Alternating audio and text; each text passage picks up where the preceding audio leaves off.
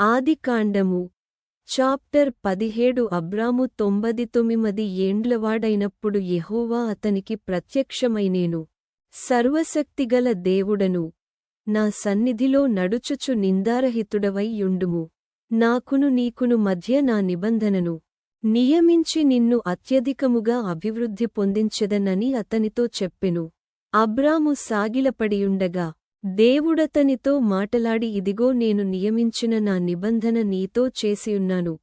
నీవు అనేక జనములకు తండ్రివగుదువు, మరియు ఇకమీదట నీ పేరు అబ్రాము అనబడదు. నిన్ను అనేక జనములకు తండ్రినిగా నియమించితిని గనుక నీ పేరు అబ్రాహాము అనబడును. నీకు అత్యధికముగా సంతానవృద్ధి కలుగజేసి నీలో నుండి జనములు వచ్చునట్లు నియమించుదును. రాజులును నీలో నుండి వచ్చెదరు. నేను నీకును నీ తరువాత నీ సంతానమునకును దేవుడనై యుండునట్లు నాకును నీకును నీ తరువాత వారి తరములలో నీ సంతతికిని మధ్య నా నిబంధనను నిత్యనిబంధనగా స్థిరపరచెదను. నీకును నీ తరువాత నీ సంతతికిని నీవు పరదేశివయ్యున్న దేశమును, అనగా కనానను దేశమంతటిని నిత్యస్వాస్థ్యముగా ఇచ్చి వారికి దేవుడనై యుందునని అతనితో చెప్పెను. మరియు దేవుడు నీవు మాత్రమే గాక నీ తరువాత వారి తరములలో నీ సంతతియు నా నిబంధనను గైకొనవలెను. నాకును నీకును నీ తరువాత నీ సంతతికిని మధ్య మీరు గైకొనవలసిన నా నిబంధన ఏదనగా మీలో ప్రతి మగవాడును సున్నతి పొందవలెను.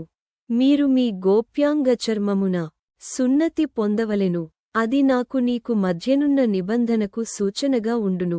8 దినముల వయస్సుగలవాడు, అనగా నీ ఇంట పుట్టినవాడైనను, నీ సంతానము కాని అన్యునియొద్ద వెండితో కొనబడినవాడైనను, మీ తరములలో ప్రతి మగవాడు మీలో సున్నతి పొందవలెను. నీ ఇంట పుట్టినవాడును నీ వెండితో కొనబడినవాడును తప్పక సున్నతి పొందవలెను. అప్పుడు నా నిబంధన మీ శరీరమందు నిత్య నిబంధనగా ఉండును. సున్నతి పొందని మగవాడు, అనగా ఎవని గోప్యాంగచర్మమున సున్నతి చేయబడదో అట్టివాడు తన జనులలో నుండి కొట్టివేయబడును. వాడు నా నిబంధనను మీరియున్నాడని అబ్రాహాముతో చెప్పెను. మరియు దేవుడు నీ భార్యయైన సారయి పేరు సారయి అనవద్దు, ఏలయనగా ఆమె పేరు సారా. నేనామెను ఆశీర్వదించి ఆమె వలన నీకు కుమారుని కలుగజేసెదను. నేనామెను ఆశీర్వదించెదను, ఆమె జనములకు తల్లియయ్యుండును. జనముల రాజులు ఆమె వలన కలుగుదురని అబ్రాహాముతో చెప్పెను. అప్పుడు అబ్రాహాము సాగిలపడి, 100 వానికి సంతానము కలుగునా? 90 ఏండ్ల సారా కనునా అని మనస్సులో కొనెను. అబ్రాహాము ఇష్మాయేలు నీ సన్నిధిని బ్రతుకననుగ్రహించుము అని దేవునితో చెప్పగా, దేవుడు నీ భార్యయైన సారా నిశ్చయముగా నీకు కుమారుని కనును. నీవతనికి ఇస్సాకు అను పేరు పెట్టుదువు.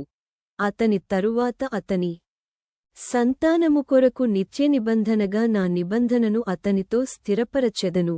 ఇష్మాయేలును గూర్చి నీవు చేసిన మనవి నేను వింటిని. ఇదిగో నేనతనిని ఆశీర్వదించి అతనికి సంతానాభివృద్ధి కలుగజేసి అత్యధికముగా అతని విస్తరింపజేసెదను. అతడు 12 మంది రాజులను కనును.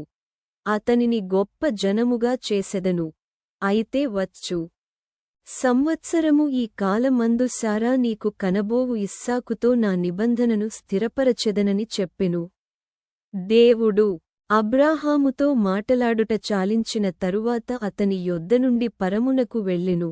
అప్పుడు అబ్రాహాము తన కుమారుడైన ఇష్మాయేలును, తన ఇంట పుట్టిన వారినందరినీ, తన వెండితో కొనబడిన వారినందరినీ, అబ్రాహాము ఇంటి మనుష్యులలో ప్రతివానిని పట్టుకొని దేవుడు తన అబ్రాహాము గోప్యాంగ చర్మము సున్నతి చేయబడినప్పుడు అతడు 99 ఏండ్లవాడు. అతని కుమారుడైన ఇష్మాయేలు గోప్యాంగచర్మము సున్నతి చేయబడినప్పుడు అతడు 13 ఏండ్లవాడు. ఒక్కదినమందే అబ్రాహామును అతని కుమారుడైన ఇష్మాయేలును సున్నతి పొందిరి. అతని ఇంట పుట్టినవారును అన్యునియొద్ద వెండితో కొనబడినవారును అతని ఇంటిలోని పురుషులందరును అతనితో కూడా సున్నతి పొందిరి.